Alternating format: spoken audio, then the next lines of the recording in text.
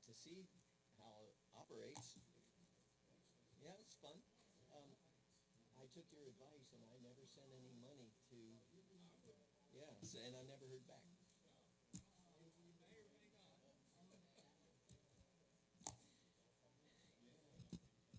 Good evening, everyone. Test, test, test, test. Good evening, everyone. I'd like to call this meeting to order. Our Monday night, April 13th, Lilburn City Council meeting. Glad you're here. And we will begin with a call to order. We are all here and present, and if you're able to stand for a pledge to the flag.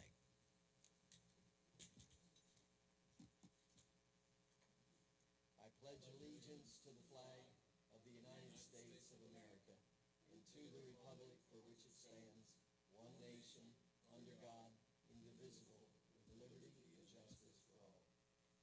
Thank you very much. You may be seated. May I have a motion to approve tonight's agenda? So moved. I have a motion and a second. A motion by Councilmember Hart and a second by Councilmember Puella. That's it. All in favor? This passes 4 votes to 0. We have a special called DDA meeting. That'll be April, wait a minute, that's past tense. It's the 22nd. April 22nd DDA meeting, who give us have a lot of real estate in the city that has to be acted upon. That's a wonderful place to find out the interactions of the city. Next Monday night at this time, we have the town hall meeting. That'll be held downstairs in the Preston room, and that's a lot of fun. And we're determined next Monday night, I'm not going to talk. I'm going to hear and respond. So, oh, no, that's not true. I'll talk, I'm sure, but going to entertain a lot of questions. Number 3, the downtown, we got there. And the Fiesta in the Park, May 2nd. We're doing a brand new concept of doing an event in the park, Fiesta in the Park. We're seeking a lot. It's all on the Lilburn Loop. If you are interested in participating with sponsorship, I would be glad to invest in our have you do that. The next, Lilburn Next and Lilburn Now, this is our under 40 group that we have connected to. That will be May the 4th, right here at City Hall in the Preston Room downtown. We want to be able to touch the palate of the next coming generation, so this isn't just baby boomers running the town, but millennials are very engaged here. Tonight I want to read a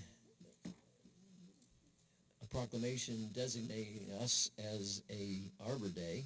We do this annually, the 154th anniversary of Arbor Day, whereas in 1872, J. Sterling Morton proposed to the Nebraska Board of Agriculture that a special day be set aside for the planting of trees, and that whereas the holiday called Arbor Day was first observed with the planting of more than 1 million trees in Nebraska, and whereas Arbor Day is now observed throughout the nation and the world, and whereas trees can reduce the erosion of our precious topsoil by wind and water, lower our heating and cooling costs, moderate the temperature, clean the air, produce oxygen, and provide habitat for wildlife, and whereas trees are a renewable resource, giving us paper, wood for our homes, fuel for our fires, and countless other wood products, and whereas trees, wherever they're planted, are a source of joy and spiritual renewal. Now I, therefore, John A. Christ, Mayor of the City of Lilburn, do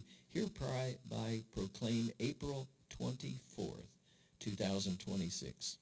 As Arbor Day in the city of Lilburn, I urge all citizens to celebrate Arbor Day and support efforts to protect our trees and woodlands.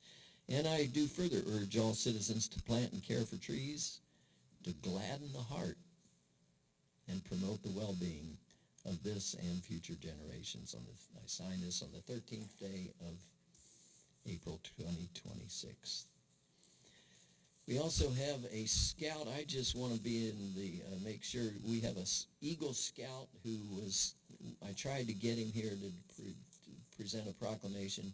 Eagle Scouting is a huge accomplishment, and we have a gentleman, a young man named Caleb. I don't know, remember his last name.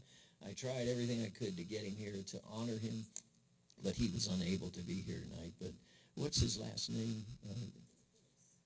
Caleb Phillips, achieved Eagle Scout, and so grateful. And I make every Eagle Scout pledge they're going to do something in the city of Lilburn, build something here, but they don't take me up on it. The approval of minutes. May I have a motion to approve the city council meeting March 9th? Motion to amend the minutes to include my speech from last month. I think we already addressed that. It is not, how does that work? It has to be voted on by the council if you want to add it to the minutes. To add this to the minutes, we have to vote on it right now? That's what we do? There's a motion to amend. There's a motion to amend. How would I handle that? Okay, I will have, we have a motion to amend. I would have a motion to amend? Amend the minutes to reflect. Do you have your comments written out? Yes, the comments were sent to Anya to include. I make a motion to include them. Is there a second? Motion and a second to include. All in favor? We're approving to add the document into the minutes. Okay, motion, it is approved 4-0. Are you approving the minutes as amended or approving the amendment? We have approved the amendment. Now do we approve the minutes? Is there a motion to accept the minutes? Motion to approve the minutes as amended. And a second? Second. It's been seconded by Councilman Puella. All in favor? This passes 4 votes to 0.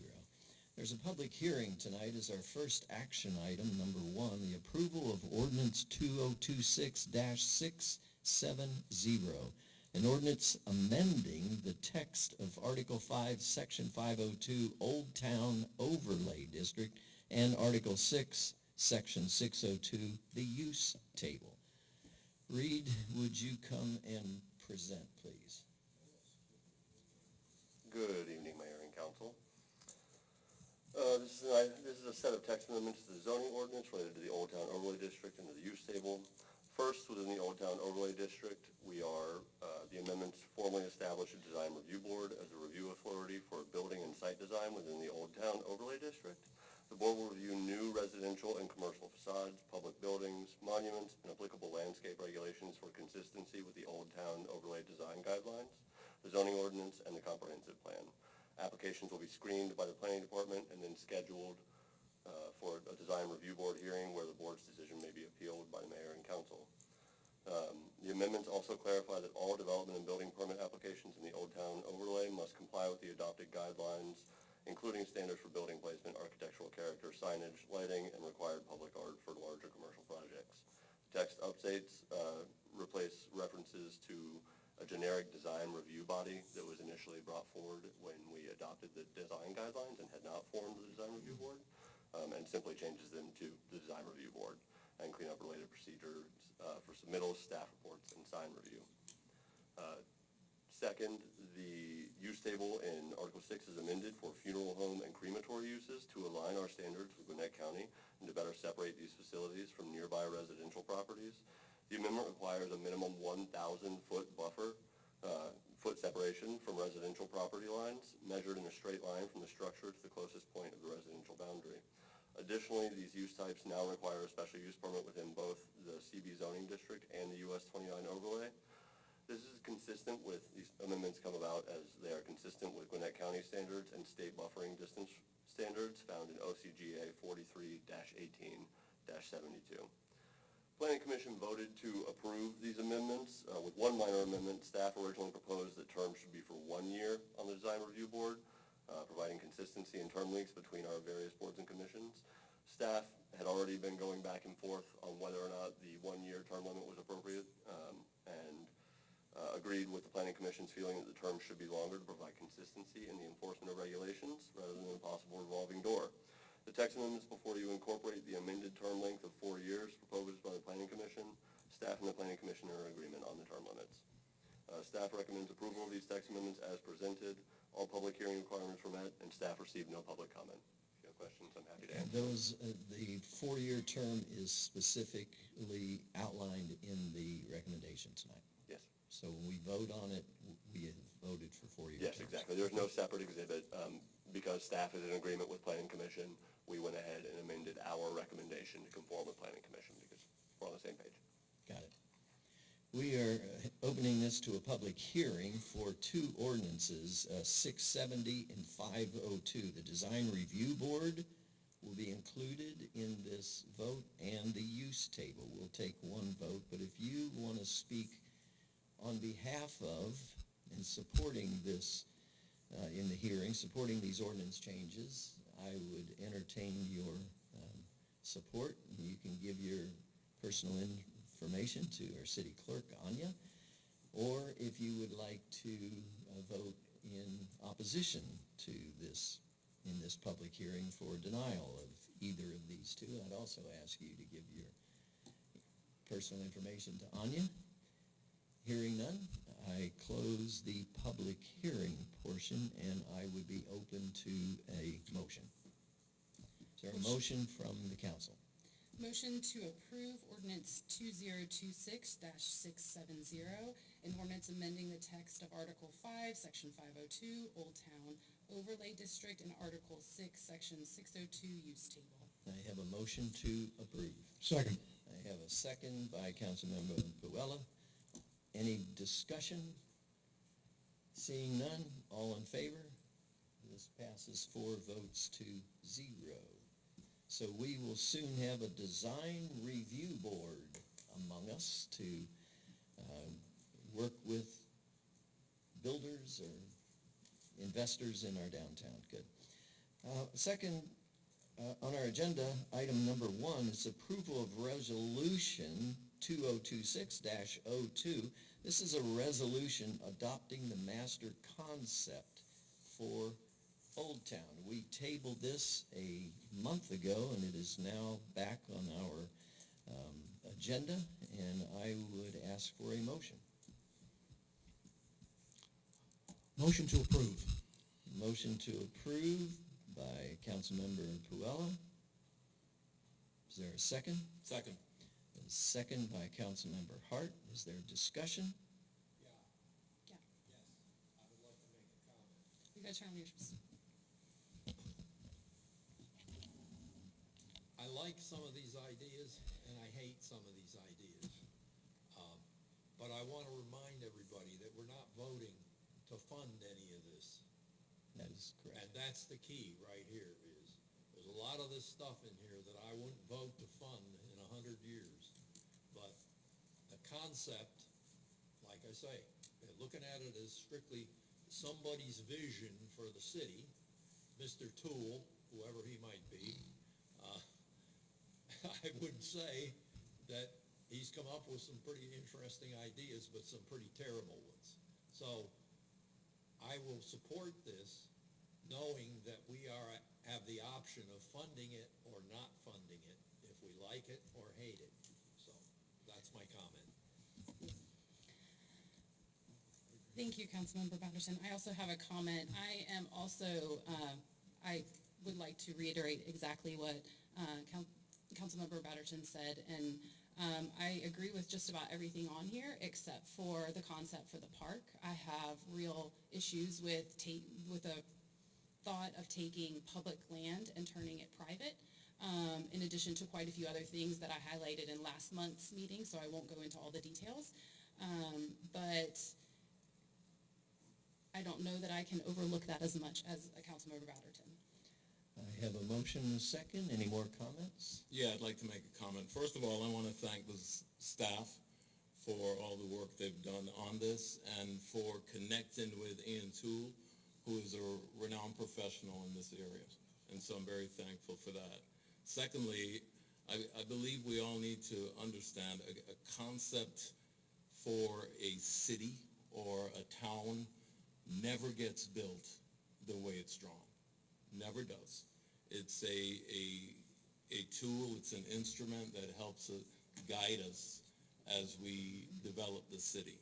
And so, although it's a pretty cool concept, there are things on there that I don't like, and I've been doing this for 40 years. And so, there are a lot of times that, and just so you know, I've been in the position where I've shown people plans and they hated it. And you had to go back to the drawing board. So I just want everyone to be convinced that the due diligence has been done by our staff and that this is a reputable city planner that is involved in this project, and the outlook for Lilburn is very, very good. Thank you, Councilmember Hart. It's very kind. Let's have a vote. All in favor? 3. And all opposed? 1. So this passes 3-1. Thank you very much. Agenda number 2 is approval of contract 2026-11, a contract with Georgia Interlocal Risk Management Agency, GIRMA, as it's affectionately known, to renew the city's property and liability coverage. Roy Whitehead, do you want to speak to this? Where's Roy? Oh, I'm looking out there. Yes, sir. Every year our insurance, liability insurance is up for renewal with GIRMA. This year, the coverage dates run from May 1, 26 to May 1, 27. This particular renewal is a 7.8% increase in our premium for all of our liability insurance this year, which is a relatively good increase compared to what a lot of insurance companies are charging at this particular time.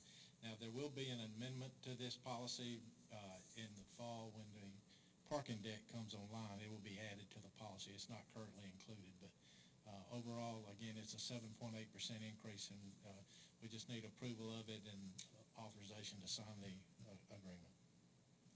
What's a good nationwide? What do other cities experience in a increase? What percent? Well, it's hard to give it as an average because we're all experience rated, which means that if you have a lot of claims that the insurance company has to pay, your renewal rate is reflected in that. Because a lot of people think that insurance companies pay claims. They don't. They just finance them. So what that means is that eventually they'll get their money back from you. So. And what's our claim rate? I don't know. We have a lot of claims, but it's relatively low, or we wouldn't have a 7.8% increase. It would be a lot higher. Let's keep it low. Thank you. Is there a motion? So moved. Second. Motion by Councilmember Hart, second by Councilmember Puala. Any more comments from the council? Seeing none, all in favor? This passes 4 votes to 0. And our final agenda item is number 3, the approval of Resolution 2026-03, a resolution authorizing the release of a county city-owned sign located within the DOT right-of-way in connection with the DOT project. Benji, would you just give us some information saying what this sign is and why it needs to be moved? Sure. We have a city-owned directional sign that's located just west of Jackson Creek. Georgia DOT needs the right-of-way to do some work on Jackson Creek. And Give us some, it's across from Burger King and Waffle House right here exactly on right. 29. Yes. And so the DOT has agreed to pay the city for the sign and will give us 30 days to remove the sign for replacement at our leisure. Okay. They're going to pay us for the sign? Yes. Wow, that's generous. Thank you. So we're going to reuse the sign. It's a lovely directional wayfaring sign, and we just need approval for that contract to be signed. Is there a motion? So moved. Motion by Councilmember Puala, second by Councilmember Batterton. Further comments from the council? Hearing none, all in favor? passes 4 votes to 0. We got a sign.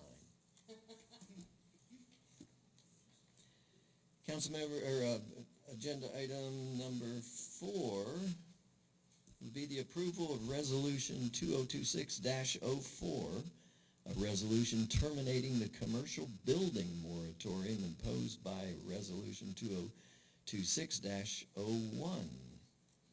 Reed, would you give us an overview of what this moratorium ending is about? Sure. Staff wanted to take a pass at the use table to ensure that we were in compliance with state regulations regarding specific uses and Gwinnett County regulations. You know, given our adjacency to unincorporated Gwinnett County, we want to make sure that we're not unduly impacting their citizens. And so in that evaluation, the text amendments to Article 6 that you just approved were formulated, but it turned out we were actually very much consistent with Gwinnett County and state law. So minimal edits, and we are good to remove the moratorium at this stage.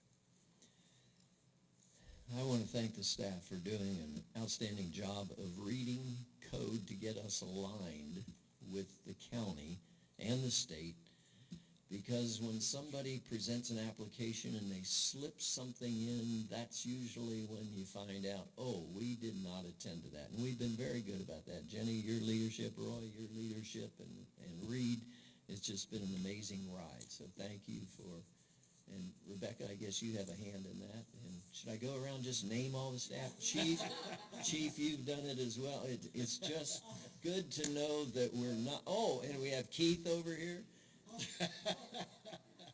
We're finding things that when you begin a city and you incorporate in 1910, and then you reconstitute in 1954, and you keep moving a city forward, some of the things you did in 1960 is still on the books.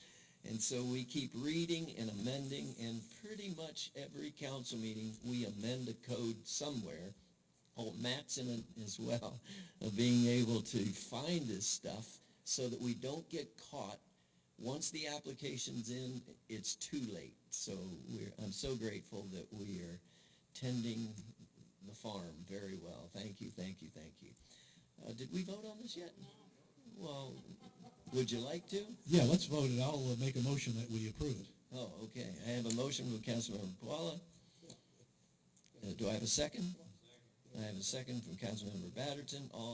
Any more conversation? Comments? Hearing none. All in favor? This passes 4 votes to 0. We have achieved our agenda. Thank you for attending tonight. I adjourn this meeting.